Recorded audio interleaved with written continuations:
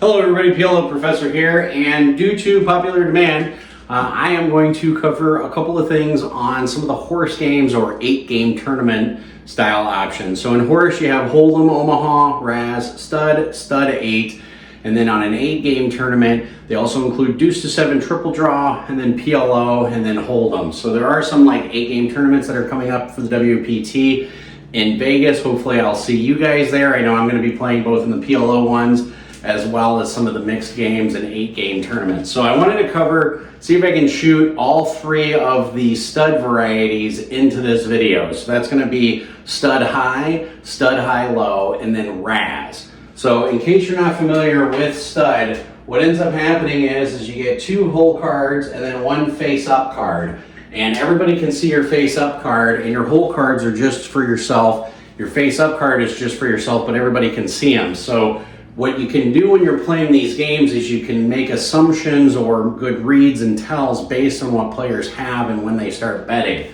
And any of these stud games are all going to be limit style games. So like for example, if you're playing like a 20-40 mix, that happens at during WSOP time. It also happens, I think they used to have it at the ARIA like on Fridays and stuff like that. The level of betting is when you're on the first card up, which is called third street, because you have 2 cards down, 1 card up, is a small bet. Same thing goes with 4th street, and then on 5th street, that's when you can do the big bet. So if you're playing 20-40, you can bet 20 when you have 3 cards, 20 when you have 4 cards, then you can bet 40 when you get your 5th card or 3 cards up and 2 cards down. And in stud, you end up having a total of 7 cards. So you have 2 down, 4 up, and then 1 more down, so you end up having a total of 7 cards. There's a lot of betting that's involved in here. I particularly happen to love stud, stud 8, as well as Razz, as long as you're on a good game. And so these are going to factor in whether you're playing a cash game or you're playing a tournament. Your style should be almost the same when it comes to these 3 types of games. Now, a couple of housekeeping things. As you guys can see, I'm wearing the PLO Professor hoodie. I'm going to go ahead and link that in the description. Go ahead and click on the website if you want to order some merchandise, both the hoodie as well as the card protectors. I will be covering, again, some stud variations, and I'm going to cover Deuce to 7 triple draw in the next video, but I'm going to try getting all 3 of these in here. Please go ahead and hit the like and subscribe if you haven't, and as always, go ahead and put any comments down in the video. So first of all, when you're dealing with stud high only, there's a couple of different terminologies that you might not be familiar with if you're used to playing PLO or Hold'em. One is called wired, which means you have a pocket pair wired, and then one is called rolled up. And rolled up means you have 3 of a kind that's dealt. So when I start discussing some of these things, obviously anything that's rolled up is an absolute monster hand. Most hands that are going to win in stud are either going to be of the 2-pair variety if you're playing on a full 8-handed table. If you're playing stud 8, which is high-low, 8 or lower is the requirement for a low. Sometimes even 1 pair is going to end up winning a lot. But generally you're going to have 2-pair, a straight or a flush is going to win the high in stud 8. So when you're starting off on stud 8, the biggest thing that you want is you either want 9s or better wired, which means your 2 hole cards, or out of the 3 cards that you have, you want you want jacks or better to open. And so if you have a jack up top and a jack in the hole card, that's a hand that you can go ahead and continue with. You can be aggressive.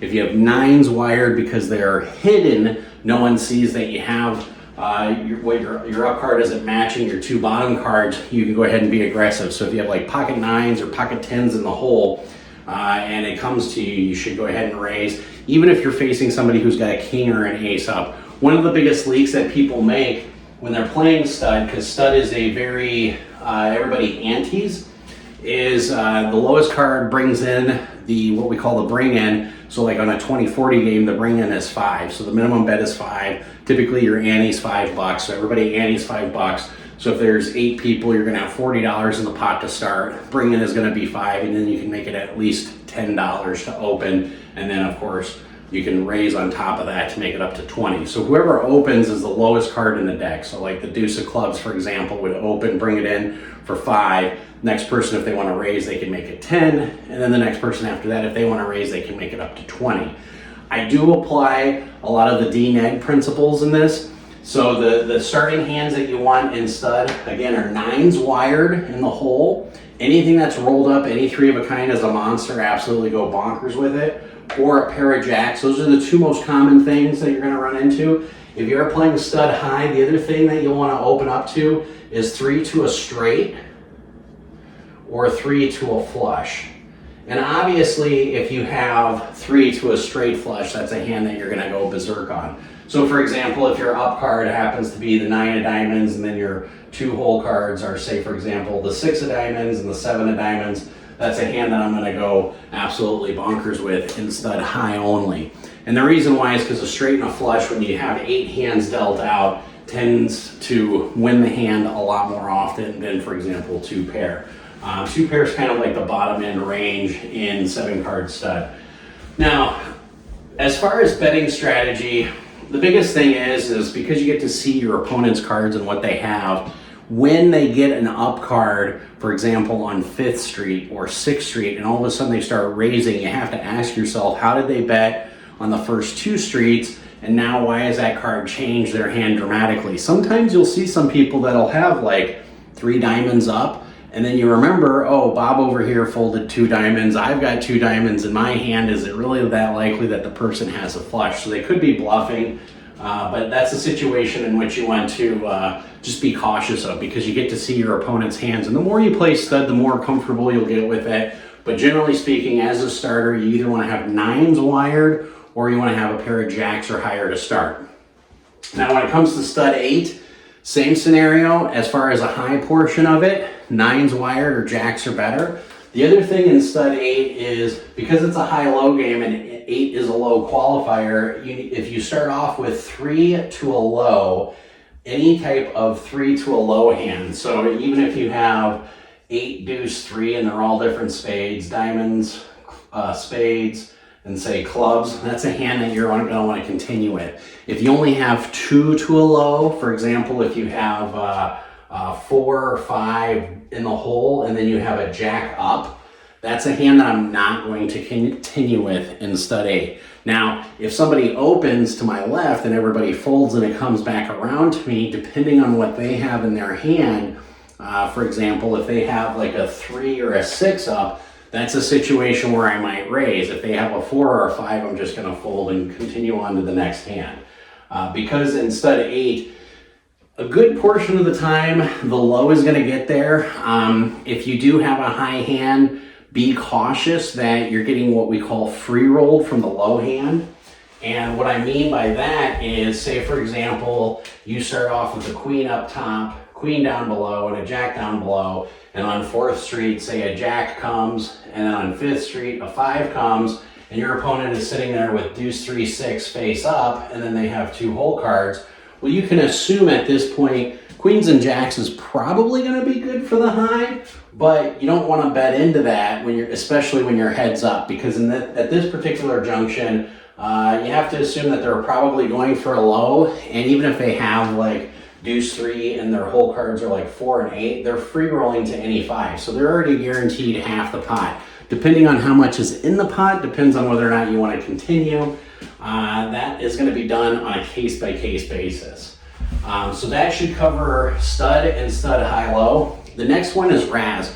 Now, Razz is a really different game. If you're not familiar with Razz, the nuts on Razz is ace, deuce, 3, 4, 5, also known as the wheel. So in Razz, what you're trying to do is you're trying to get the lowest possible hand in 7-card stud. And the lowest possible hand, of course, is ace, deuce, 3, 4, 5. So some of you might say, hey, Professor, I'm a really good Razz player, because generally in Razz, what you want to start with is 3 cards under 8, or, and this is a big or, and I'm going to get some flack for that, and this is okay, if you have 2 to a wheel in your hole cards. And this is where people might say, no, you always need 3 to a low. And so, for example, if you have a jack as your face-up card, and then you have an ace and a deuce, or a deuce and a 3, or even a 4 and a 5, that's a hand that I'm going to continue with. Now, that's not one that I'm going to raise with necessarily, but on jack, ace, deuce, that is a hand that I'm going to continue with. Even jack, 4, 5, that's a hand that I'm going to continue with. I'm going to see what happens on the 4th street and the 5th street.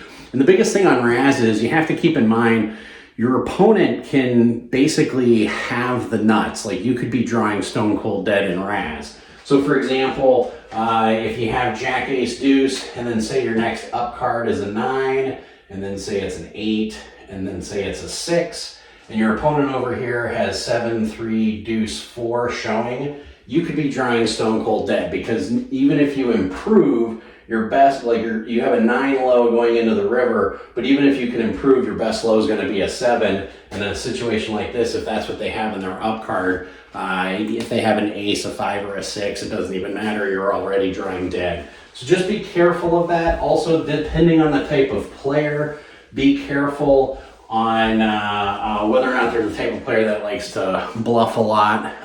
When it comes to tournament play, things should be pretty straightforward. Even when it comes to cash play, both on stud 8, as well as Razz, things should be pretty straightforward. It's rare that you run into mixed games these days, even though I love playing mixed games, because you start getting into deuce to 7, you start getting into the draw heavy games, which is going to be the next video. I'm going to do deuce to 7, and then the next video I think I'm going to cover Archie.